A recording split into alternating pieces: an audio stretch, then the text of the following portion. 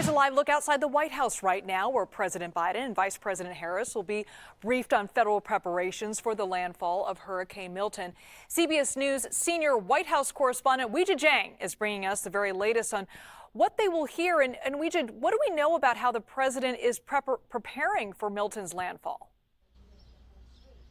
Well, he has been in close contact with the governor of Florida, who has been very cooperative, according to the president, as well as local officials. And of course, they are receiving briefings from various officials with the government, including FEMA, to talk about all the preparations that they are doing beforehand and about the response after. But the president's main message is whatever the impacted states need, he believes they have so far as far as requests coming in. He said the governors have been very receptive, very open, very communicative, and now they just have to try to get the message out from the top down. And that's why we heard President Biden just yesterday saying, look, if you're hearing from your local officials to evacuate, it is a matter of life and death. And he also spoke about the misinformation out there, Liz, about how that is making it even more difficult to respond to what's about to happen to Florida. The president saying that it is un-American and that people really have to understand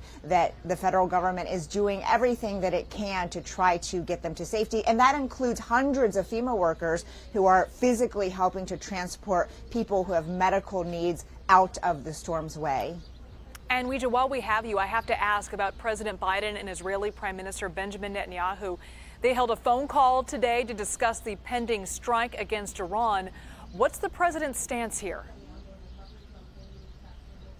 Well, before tensions really started escalating, the president believed that there should be a ceasefire in the region, as well as one in Gaza. Of course, it's something that he has been trying to work toward now for the better part of a year. But with regard to the current conflict between Hezbollah and Israel and now Iran, I think the president in the past has pressed Israel to practice restraint, while also reiterating that the U.S. believes Israel has a right to defend itself. And so last week, when I asked President Biden about talking with the prime minister, he said that they would have a discussion after Israel decided how to respond to this latest Iranian strike. So it could have been that during this phone call that wrapped just a short time ago, Netanyahu did lay out his plan for a response. And we don't know exactly what the president said, but we are expecting more details from that call, Liz. But the bottom line from this administration is